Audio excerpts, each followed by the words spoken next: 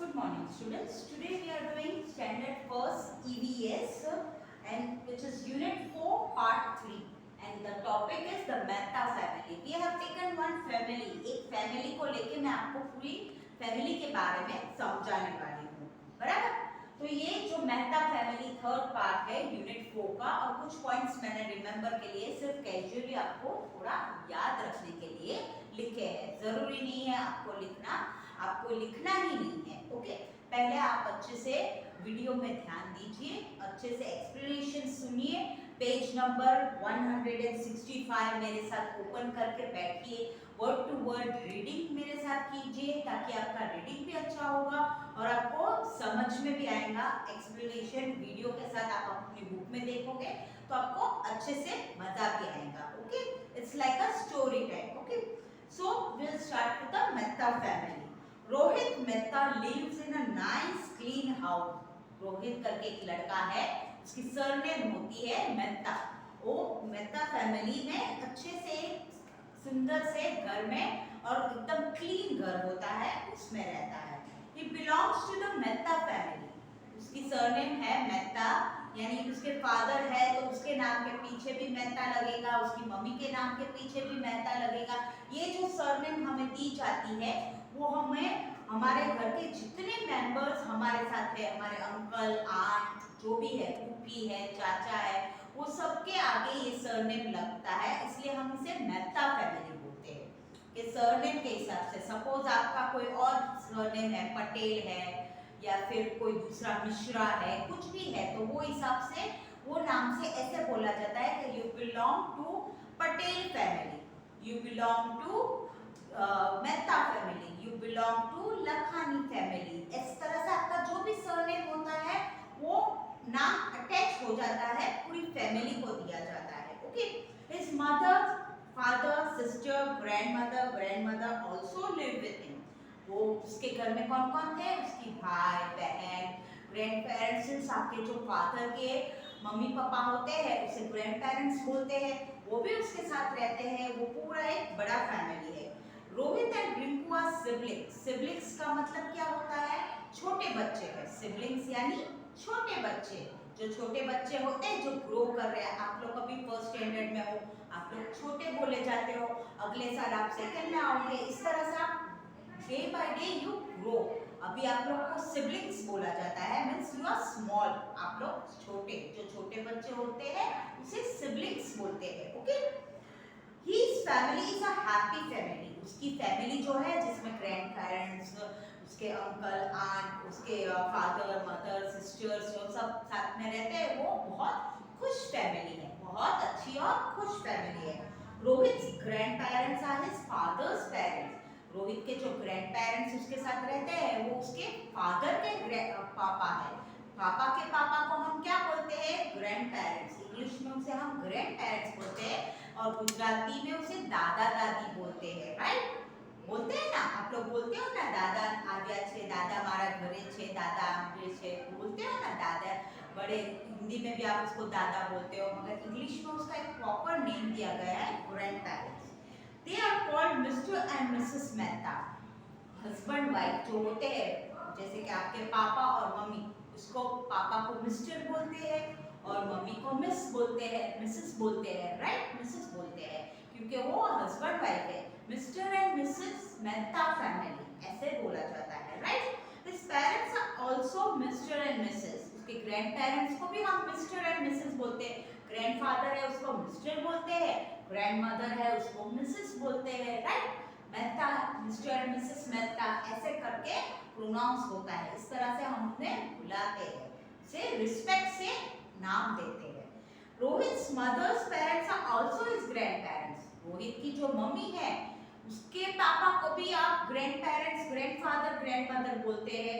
English में वो word similar जाएगा, मगर गुजराती में और हिंदी में उसको नाना नानी और दादा दादी बोलते हैं. राइट, उसमें आपको प्रोनाउंसिएशन सेम नहीं जाएगा, उसमें डिफरेंट हो जाता है, मगर in English it goes for the same thing which is grand parents, grandfather, grandmother. आप ऐसे बोलोगे वो आपका दादा दादी होगा और नाना नानी होगा. Right, they live in Faridabad. उसके मम्मी के पापा और मम्मी कहाँ रहते थे? फरीदाबाद में रहते थे। विद देयर सन राम, वो उसके बेटे के साथ रहते थे, जिसके जो उसका बेटा मीन्स आपकी मम्मी का जो भाई होता है, वो उनकी फैमिली के साथ रहते हैं। आपकी मम्मी के भाई को आप क्या बोलते हो? मामा बोलते हो ना, और इंग्लिश में आप उसे अंकल बोलते हो। तो वो राम अंकल के पास वहां पे रहते थे, right. And daughter Kishni, Rohit and Rinku are very fond of Uncle Ram and Auntie Aunt Kishni. उसकी जो उसके भी बच्चे थे और रोहित और रिंकू उन लोग को बहुत पसंद करते थे। वो लोग दूर फरीदाबाद में रहते थे, उनको उनके साथ मजाक करना, उनके साथ रहना बहुत अच्छा लगता था। They were very much fond of Ram. Who is that Ram? उसकी मम्मी के भाई। मम्मी के भाई हुए यानी वो क्या हुआ? मामा हुआ, और इंग्लिश में हम उसे क्या बोलते हैं? अंकल बोलते हैं, right. Their last name is Kapoor. अभी उनका सरनेम कौन सा आया? कपूर फैमिली। तो क्या बोलेंगे हम कि मम्मी की सरनेम वहां पे जो उसके मम्मी के यहाँ थी वो कपूर फैमिली थी। अब वो शादी करके यहाँ आ गई, इसलिए उसकी मेहता फैमिली में हो गई, इसलिए वो मेहता सरनेम चेंज हो गई। समझ में आ रहा है? आपकी मम्मी जहाँ नाना नानी के घर रहती थी वहाँ कौन सी सरनेम थी? कपूर थी। और जब वो मैरिज करके आपके पापा के साथ आई तो यहाँ पे उसकी फैमिली में सरनेम कौन सी थी? मेहता हो गई। तो अब उसके हस्बैंड का नाम लगता है तो उसने उसका सरनेम कपूर में से चेंज होके मेहता में हो गया। समझ में आ रहा है आपको? A family can be big, it can be small. Family चाहे छोटी हो या बड़ी हो, जो भी हो, this is the हिमास फैमिली। वहां पर आप पेज नंबर 165 पे देख सकते हो, लास्ट में एक पिक्चर दिया है, उसका नाम है, वो लड़की का नाम है हिमास फैमिली। हिमा है उसकी छोटी फैमिली है। छोटी means Hima is in Rohit class, वो रोहित के क्लास में पढ़ती है, इसलिए रोहित उसे पहचानता है। Turn the page, page number 166। The Kapoor family is a big family. ये कौन सा फैमिली? रोहित की मम्मी का जो फैमिली था, उसका नाना नानी का जो घर था वो कपूर फैमिली था, वो बहुत बड़ा फैमिली था। The grandparents, Uncle Ram and his wife with 3 children and Aunt Kishni are all live together. उसके अंकल और उसकी वाइफ वो सब साथ में एक साथ रहते थे, और वो बहुत बड़ा फैमिली थे और वो लोग सब एक साथ रहते हैं। There are 8 peoples in all. कितने थे? पूरे घर में कितने जन थे? 8 peoples थे। Rohit neighbors, grandpa Rao had a big family. अब रोहित के नेबर की बात करेंगे तो रोहित जहाँ रहता था उसके बाजू में उसके अंकल रहते थे, उसकी सरनेम थी Rao family, right? RAO Rao family. He lives in a big house. वो भी बहुत बड़े घर में रहते हैं। With his wife and 2 children. और उसके कौन था? उसकी वाइफ थी और उसके 2 बच्चे रहते थे। His 2 brothers, their wives and their 4 children. His sister, her husband and daughter also lived with them. उसकी बहन, उसके हस्बैंड, वो सब उसके साथ जॉइंट फैमिली में रहते थे, इसलिए वो बड़ा जॉइंट फैमिली, जो बहुत बड़ा फैमिली होता है, 2 से ज्यादा मेंबर्स होते हैं, उसे जॉइंट फैमिली और बिग फैमिली बोलते हैं, राइट? जिसके आपके फादर है तो आपके ग्रैंड पेरेंट्स अगर आपके साथ रहते हैं, कईयों के रहते हैं, कईयों के नहीं रहते हैं ड्यू टू सम सर्कमस्टेंसेस। ऐसा जरूरी नहीं है। क्यों? क्योंकि अगर आप यहाँ पे जॉब कर रहे हैं तो आपके फादर मदर बाहर गाँव रहते हैं तो साथ में नहीं रह पाते, ऐसा जरूरी नहीं। मगर जो साथ में रहते हैं, ग्रैंड पेरेंट्स, अंकल आंट, चाचा चाची, पापा मम्मी, आपके ब्रदर सिस्टर, चाचा चाची के बच्चे, आपके कजिन्स, जो सब साथ रहते हैं उसे क्या बोलते हैं? Joint family.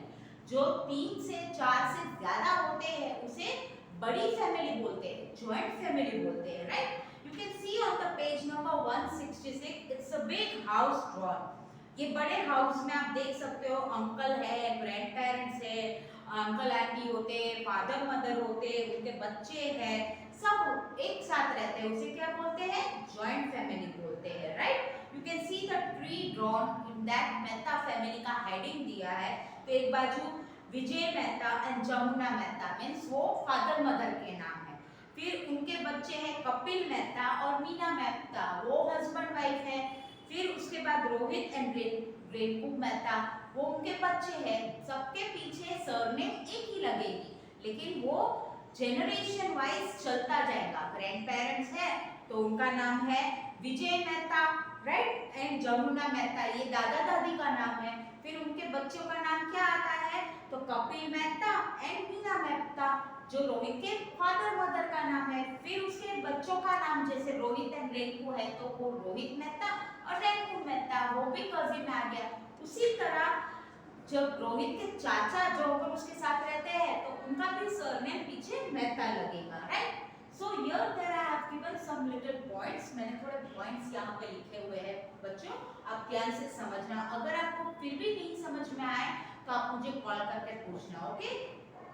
First point, a family can be a big or small, a family can be big or small, छोटा भी हो सकता है बड़ा भी हो सकता है। जैसे मैंने आपको समझाया कि किसी के ग्रैंड पेरेंट्स, चाचा चाची सब साथ में रहते हैं और किसी के सिर्फ 2 पेरेंट्स होते हैं और 2 बच्चे होते हैं, that is a small family, right.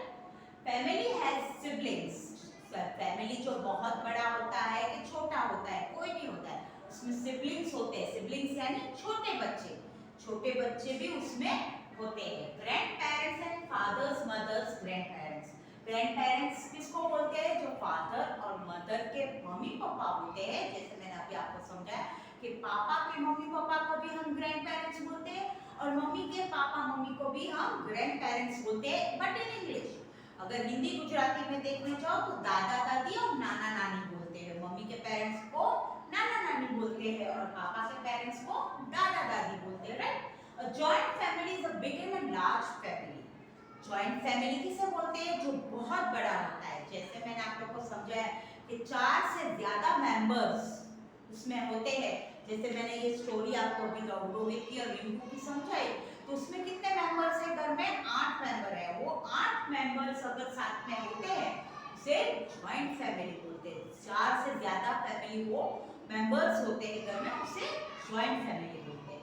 Generation belongs to big family, generation means जो पीढ़ियों से चलता आ रहा है। ग्रैंड पेरेंट्स है, उसके बच्चे यानी आपके फादर मदर, फिर आप बच्चों में आप लोग, फिर उसके बच्चे, कजिन ब्रदर सिस्टर, वो सब जनरेशन टू जनरेशन चलता रहता है। ग्रैंड पेरेंट्स, फिर आपके पेरेंट्स, फिर आप बड़े होगे तो आपके बच्चे, इस तरह से जनरेशन किसको बोलते हैं, एक के बाद एक चलता रहता है, इस तरह से। Okay students, I have given you the explanation of unit 4 part 3 the Mehta family. अगर आपको कुछ भी समझ में ना आया है तो आप मुझे कॉल करके पूछ सकते हो, okay. But listen the explanation, keep your book open, read word to word पढ़ना भी सीखो साथ में, यानी आपको स्टोरी भी समझ में आएंगी और आपको पढ़ना भी आ जाएगा, okay. If you have any doubt you can call me, thank you.